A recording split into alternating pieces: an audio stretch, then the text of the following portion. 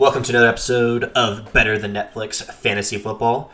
Mike and I are going to talk about a rather bizarre scheduled week of football, and because of that bizarre schedule, it made our fantasy playoff picture too close to call. Ridiculous. And that's because of this week's winners.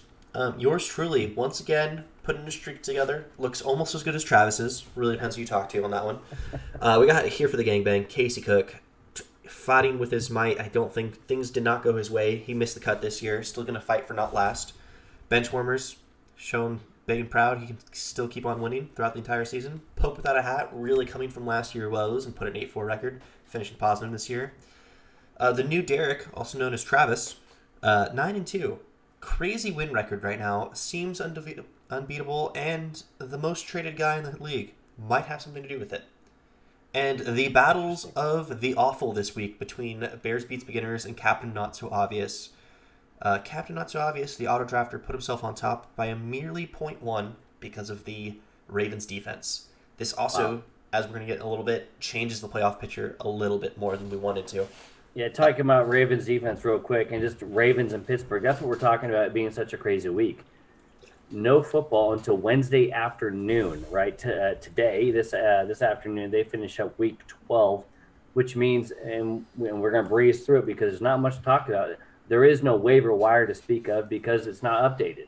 Nothing's updated. Hell, our league standings aren't updated. Our commissioner had to do the tough math to make the couple little things.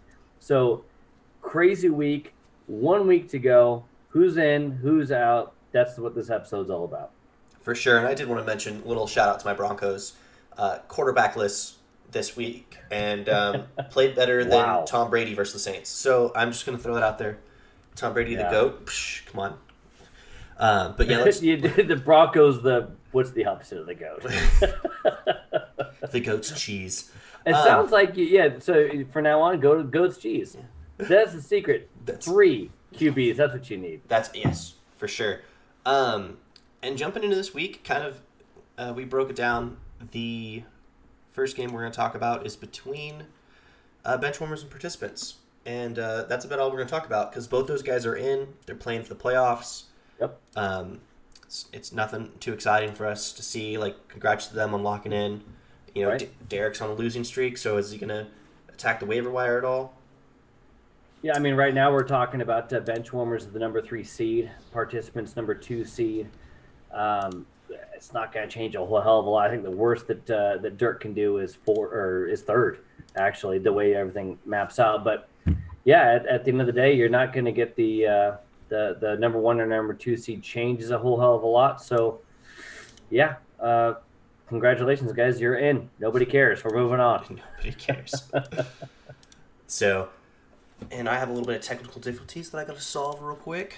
Yeah, are we still recording? You're still recording. We're still good. Perfect. So let's go ahead and talk about game number 2. We're talking about Pope versus here for the gangbang, and Casey is already locked out. We talked about that last time, even though we were trying to keep viewership up to at least 5 views a week. Mathematically, he was not out. I did the math today. If Trevor lost, and then he's out. But he's out now, so it doesn't matter. Irrelevant. He was out. So, those guys are playing for fun this week. But maybe what we're talking about is you play something, you try something. Who knows? So you pick up somebody, move something around. But the reality is that game doesn't matter at the end of the day. Pope's locked in. Casey is locked out. However, Casey's obviously trying not to be in the dreaded last place position. Now, an important game to you, Mike, is you versus Steelers fan 69. It's true. And an important game to you is yourself versus Saved by Odell, and we're both kind of in the same boat. Yeah, it's all 4 of those teams, including ourselves, is win and get in, lose, and you're out. Maybe there's. Probably. Win and you're in. Okay. We'll jump into the maybe in a second.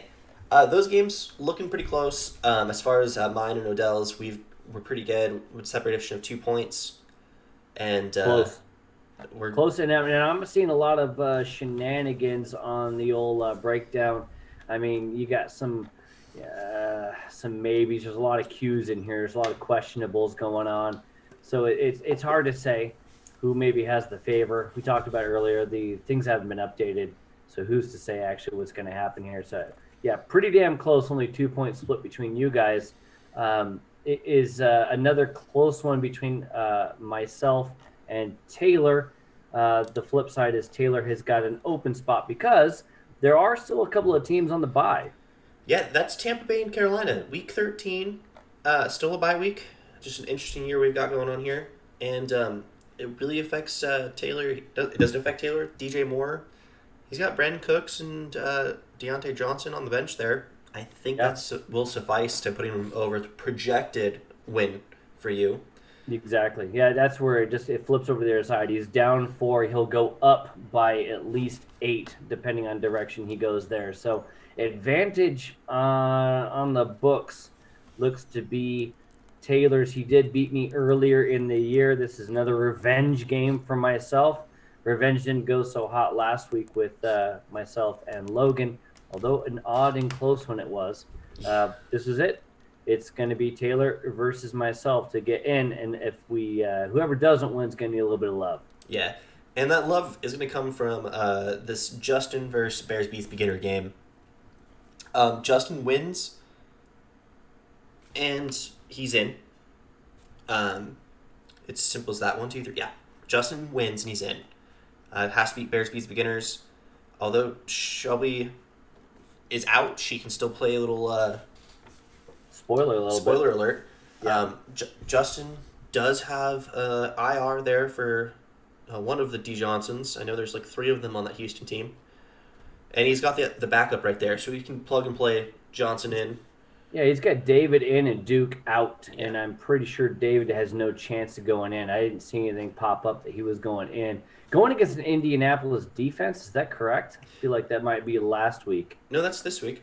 Is it coming up? Yeah. Is that actually accurate? Mm-hmm. It is indeed. So that's going to be tough no matter how you scratch it. But, yeah, I would pick the guy not on IR. Although another chance is maybe throwing Will Fuller in. That could be a little, Hail Mary. No, don't do that. That was a bad idea. Suspended. Yeah. Idiot. Not a What PED, is he guys. doing? Not a PED. So, and Shelby on the other side of the ball with the projected full squad of 97.7 needs questionable on Kamara. Yeah. Questionable. God, her team has hit the sack here in the latter half.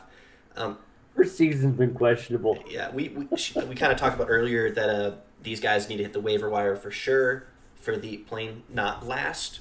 Some call it the Sacco Bowl.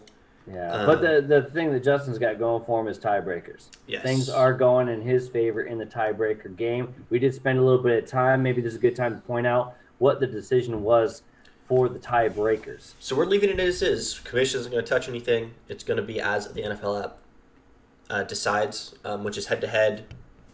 So we're gonna. I'm not gonna head to head ish. But we'll leave it the same. I don't think it's going to be a big factor here. If Justin wins. If Justin loses, that brings in the losers of the Commissioner Gordon Save Bill Odell game and the losers of Steelers Fan 69 and I Like Turtles into that 3-way tie for the last spot, and the tiebreaker would decide that. Yeah. On a similar note, if Justin wins and Captain Not So Obvious loses, that puts that takes another one out. If Captain Not So Obvious, if he's going against Unamaster, he's going against Travis, and Travis is the lock-in, obviously. So yeah, he doesn't have anything. He's actually projected to be real close within 6 points, and Mike Davis is still out on the bye and is the defense. So he could probably not put a defense in, not put a running back in, and still win because that's Travis this year. It's crazy. He is the Uno master. For sure. And I'm just we're talking about what we talk about? Five ties. Yeah. Going into the decide all. You got 4 of them, and it's win and get in. And then there's a tiebreaker, and we're talking about who's out for sure. 2 teams. Shelby and Casey are out. There's 2 more who are gonna be out. And there's 4 who are in. So we've got a little bit of gameplay going on there. It's going to be interesting to see who can pull it out here in the last week. Yeah, no, for sure. It's the most exciting fantasy football week we're about to jump into here. And as far as Stressful, actually. fantasy football weeks to jump into, did want to talk about the playoffs here. So this is the last week of just the standard Regular season. regular season. Week 15, we'll see the semifinals between the first and eighth. Week 14, we'll see the quarterfinals between the 1 through 8 seeds. Week 15, you'll see the semifinals from the winner of those games, as well as the start of the loser brackets. Right. So if you are one of those bottom 4, Yeah. you're not going to do anything in week 14. So you would think that Casey, a Shelby, and only Casey and Shelby really at this point, doing something, trading waiver wires, whatever it is for week 15 and 16 to not be last. Everybody else still trying to get in the game. But if you don't make it in, don't worry about week 14. It doesn't matter. Yeah, and just to clarify, so the buy-in for this year, as it always is the $20 fee. And some of you guys have not Venmo'd me, so this is kind of a little shout-out. Venmo me. And the penalty is the 7th place game loser. So basically, it's not just like losing record. It's not lowest score. It's the 7th place game. So it's the worst. It's in week 16. It's whoever loses the last 5th place game will play the double entry fee for the loser bracket, so to speak. Let's try that one more time. That makes no sense. Okay. In week 16, there will be a 7th place game played between the lowest two, the losers of the loser brackets. So what you're saying is proper last, not season last. Correct. Why did you just say that? I haven't read a dictionary in a while. I gotta re-up my words here.